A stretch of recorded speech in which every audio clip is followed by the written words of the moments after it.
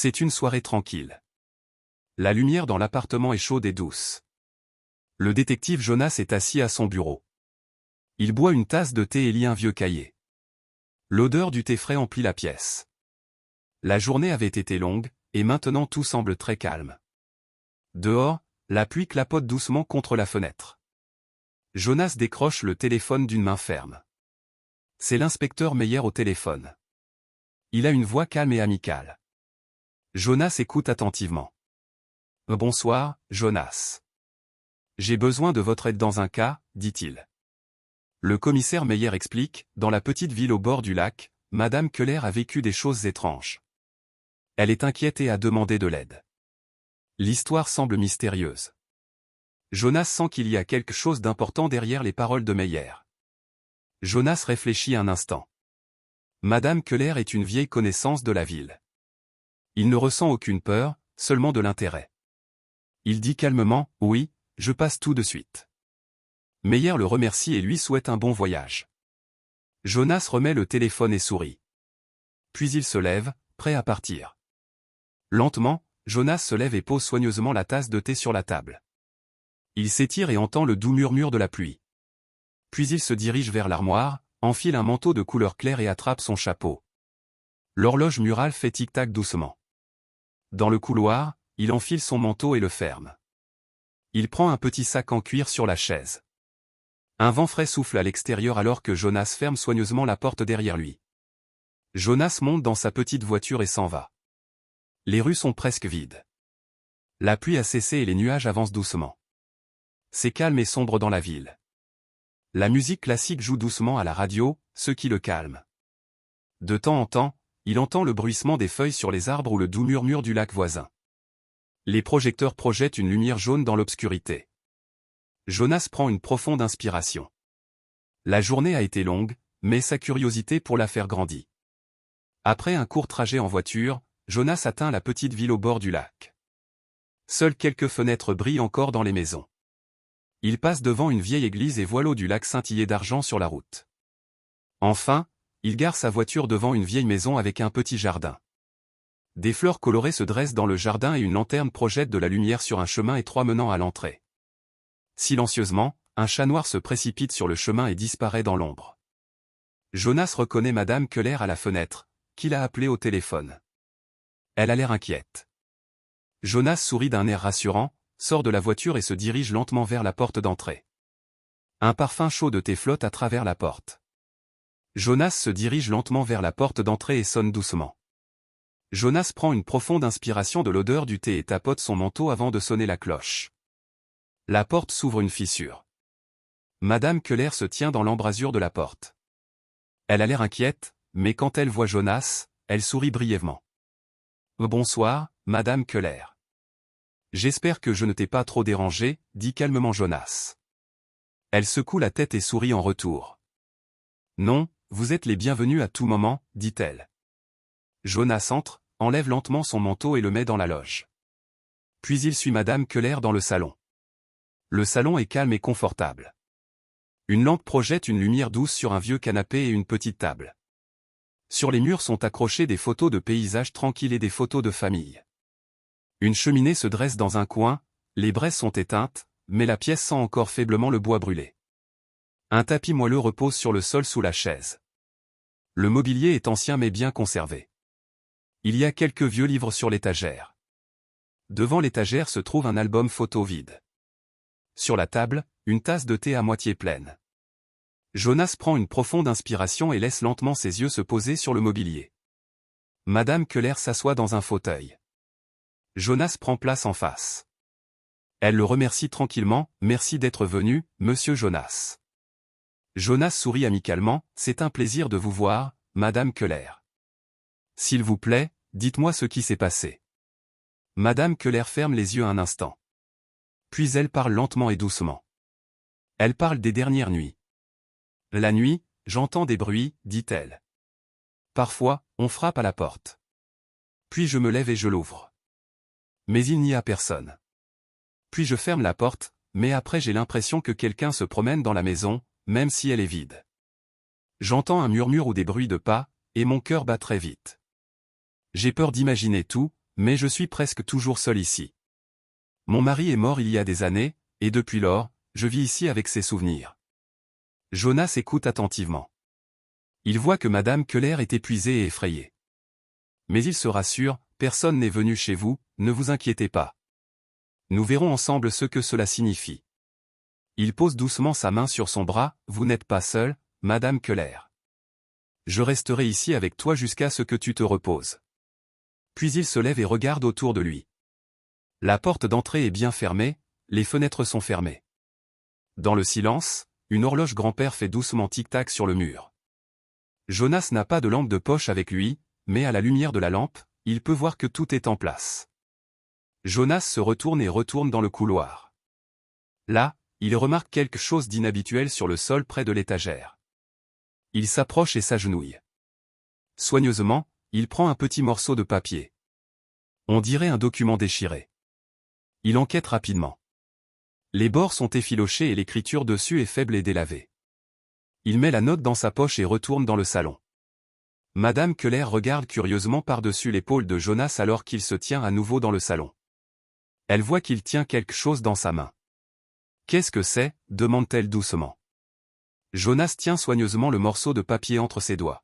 « Un petit morceau de papier, dit-il. Je l'ai trouvé. Peut-être que c'est une trace. » Soigneusement, il déplie un peu le papier. Il n'y a pratiquement pas de mots à lire.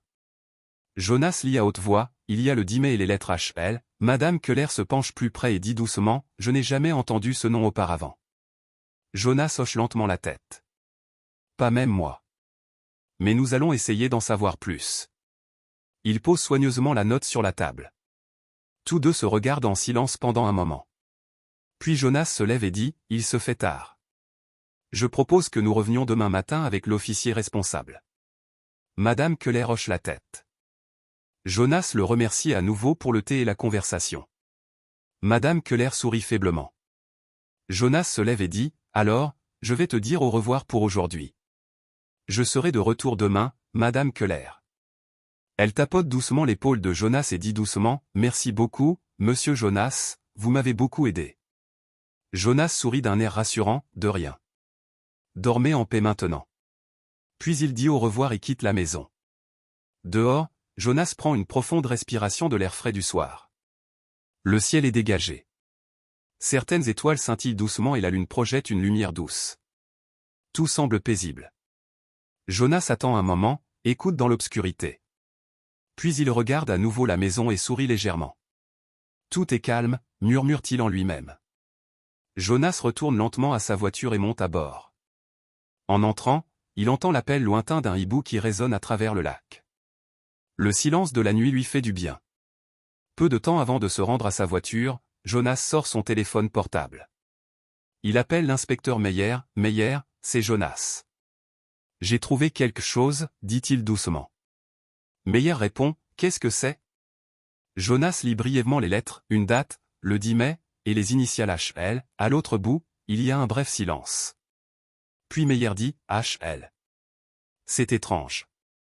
Je viendrai vous voir demain et je regarderai la note. À bientôt. » Jonas le remercie. Puis il raccroche et monte dans la voiture. Dans la voiture, Jonas reste immobile pendant un moment. À droite de la route, le lac s'étend. L'eau est calme, avec seulement quelques vagues qui scintillent au clair de lune. Les phares de la voiture éclairent le chemin. À gauche et à droite, il ne voit plus que des champs et des arbres. La nuit est claire et les lumières du village derrière lui deviennent lentement plus petites. Jonas prend une profonde inspiration. Il pense à quel point la nuit a été étrange, mais il se sent en sécurité. Le ronronnement silencieux du moteur lui procure un agréable sentiment de sécurité. Lorsqu'il arrive à la maison, Jonas gare la voiture dans le garage et entre tranquillement dans la maison.